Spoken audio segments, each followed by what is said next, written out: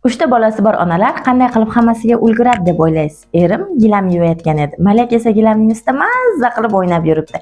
Men bo'lsam o'choqqa o't qo'yib, qozonga suv solib, avval Malakni cho'miltirdim. Orqasidan mushtariy Bonuni. Keyin esa kechki ovqatga o'choqda manti qilishga tushdim. Piyozlarni to'g'radim, kartoshkalarni to'g'radim, ketidan tovuq go'shtini. Aytmoqchi, erim vegetarian, faqat tovuq go'shti yeydi. Xamirga nachinka solib o'tirgandim, Muslim ham kelib qoldi. Uni ham tog'oraga tushirib, cho'miltirib tashladim.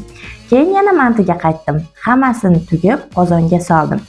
Manti pishguncha uy ishlari ham tugamadi. Nihoyat manti pishdi.